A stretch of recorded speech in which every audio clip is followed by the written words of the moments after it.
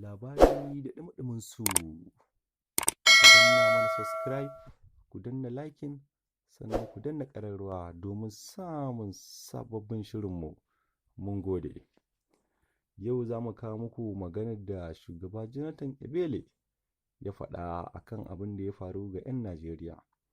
Ya tabbatar da wannan maganar ne ta hannun babban jami'insa mai faɗa da yawunsa na magana, Goodluck Yace.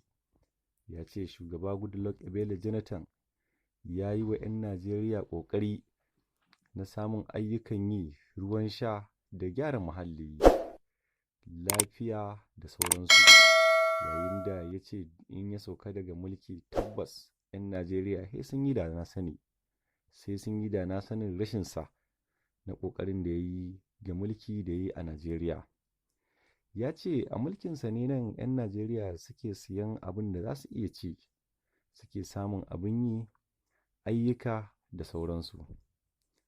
A lokacin da yake tabbatar da wannan magana a cikin falon shugaban ƙasa na Aso Rock Villa da ke babban birnin tarayya Abuja, ya ce duk shugaban da zai zo ba zai yi ƙoƙarin abin da ya yi ba, amma wannan maganar da yake faɗa ne mutanen Najeriya idonsu ya rufe saboda addini da ƙabilanci. Yanda shugaba Goodluck ya ce babu wani wanda zai yi ƙoƙari kamar nasa.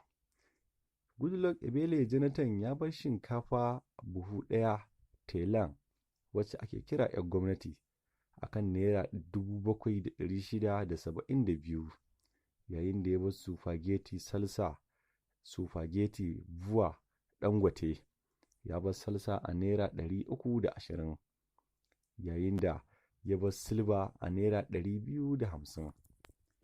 Ya ce 'yan Najeriya ko da wannan abun ya bari, mulkinsa ko dai rashin tsaro ne da ba a samu ba, amma mutum talaka wai ya fito ya nemi abin da zai ci ba zai gagare shi ba. To a wannan lokaci ne dai shugaba Buhari da ya hau, wanda ya yi rantsuwa a dutse lokacin da ya zo kamfen a babban birnin tarayya ta Abuja, da ya ziyarci dutse ya ɗaga taliya supageti guda ɗaya, ya ce taliyar nan an sayar muku naira 100 an cuce ku.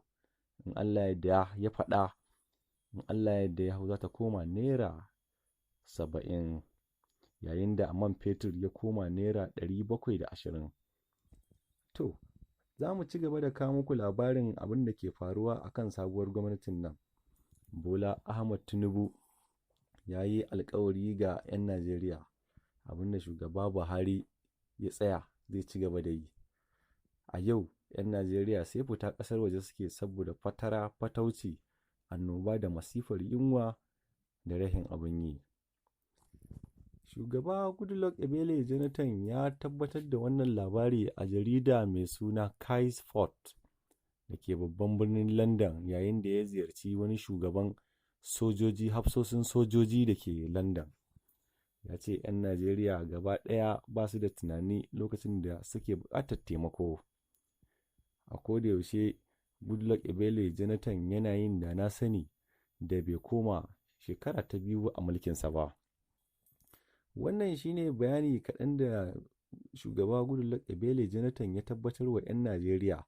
'Yan Najeriya sun yi da na sanin rashinsa da suka yi. Bola Ahmad Tinubu sabon zababben shugaban ƙasa ne a Najeriya, yayin da ya tabbatar da duk wata wahala, yunwa, rashin abin yi, aiki zai samar da shi.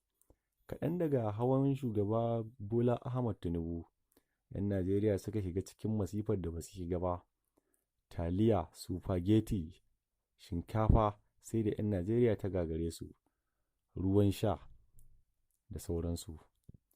To, mun yi fira da wani magoya bayan jam'iyyar APC a Najeriya, ya tabbatar mana da cewa gwamnatin nan ta APC ba ta shirya ta karɓi ƙasar nan ba, saboda kama-kama ma suke, ba su da yadda za su yi su hau. Abubuwa sun yi tsada a wannan lokaci. Kaɗan daga cikin labarin da za mu iya kawo ku a yanzu. Ku ci gaba da sauraron mu a wannan tasha mai albarka, Labaran Siyasar Najeriya TV.